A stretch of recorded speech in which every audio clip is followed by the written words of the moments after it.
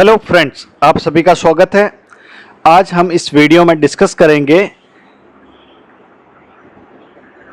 Finance act 2024 में एक amendment आया है relating to rental income from letting out of residential house property.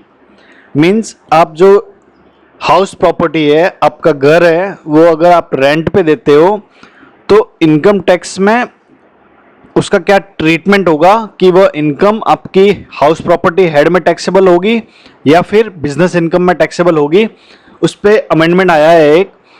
तो आइए स्टार्ट करते हैं, समझते हैं। Reporting of income from letting out of house property under income from house property, ये फाइनेंस एक्ट 2024 में अमेंडमेंट आया है।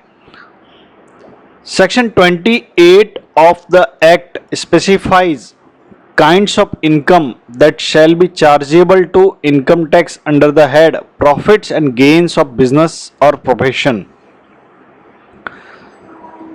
Section 28 में स्पेसिफाई है कि बिजनेस हेड में कौन कौन सी इनकम टैक्सेबल होगी।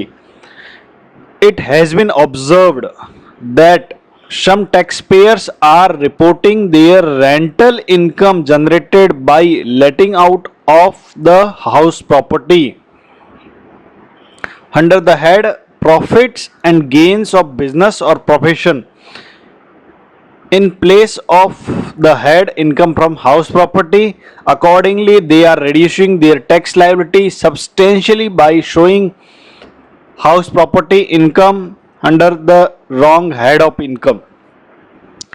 तो लोग क्या कर रहे हैं भी कि जो हाउस प्रॉपर्टी है उससे जो इनकम आ रही है उसको house property income from house property head में ना दिखा के wrong head income from business और प्रोफेशन हेड में दिखा रहे हैं और अपनी टैक्स लायबिलिटी को सब्सटेंशियली रिड्यूस कर रहे हैं। तो गवर्नमेंट ने इसके लिए अमेंडमेंट किया है।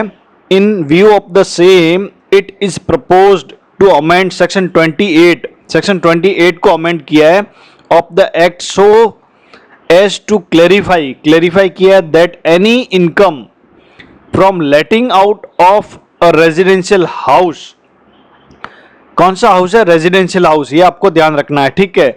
जो भी आपकी रेंटल इनकम होगी फ्रॉम रेजिडेंशियल हाउस और पार्ट ऑफ द हाउस, या आपने घर का कोई पार्ट किराए पे दिया है, ठीक है, by the owner shall not be chargeable under the head profits and gains of business और प्रोफेशन। तो जो भी आपकी इनकम होगी rental income from letting out of a residential house और पार्ट ऑफ द हाउस, तो वो आपकी बिजनेस प्रोफेशन हेड में टैक्सेबल नहीं होगी।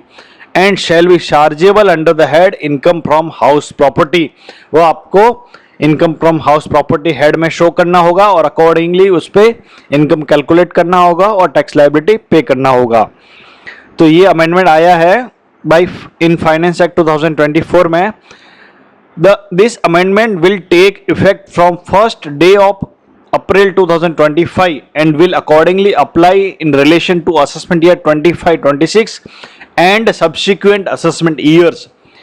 तो ये अमेंडमेंट आपका एप्लीकेबल कब होगा? असेसमेंट ईयर 25-26 से।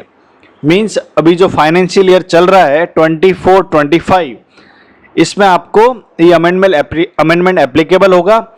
अगर आपकी कोई इनकम है rental income from house property और पार्ट ऑफ द हाउस, तो आपको अगर एडवांस टैक्स भी कैलकुलेट करना है उस पर, तो उसको as a house property head में इनकम कैलकुलेट करके उस पर टैक्स लायबिलिटी कैलकुलेट करके ही एडवांस टैक्स पे करना होगा इन व्यू ऑफ दिस अमेंडमेंट, ठीक है। तो ये अमेंडमेंट आया है। हम सेक्शन 28 पढ़ते हैं। ये हमने पढ़ा मेमोरेंडम एक्सप्लेनिंग फाइनेंस बिल, उसमें ये अमेंडमेंट है, ठीक है। तो सेक्शन 28 में देखते वर्डिंग क्या किया है उन्होंने। Amendment of Section 28. In Section 28 of the Income Tax Act, after explanation 2, the following explanation shall be inserted. एक नया explanation add किया with effect from first day of April 2025, means assessment year 25-26. Explanation number 3 add किया गया है. It is hereby clarified that any income from letting out of a residential house or part of the house by the owner shall not be chargeable under the head profits and gains of business or profession and shall be chargeable under the head income from house property.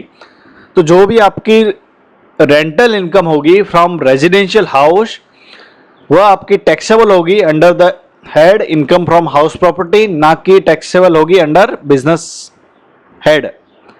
तो ये amendment है by finance act 2024. I hope ये आपके लिए important useful होगा. अगर इससे related कुछ क्वेश्चन है आप कमेंट करके पूछ सकते हैं. Thank you.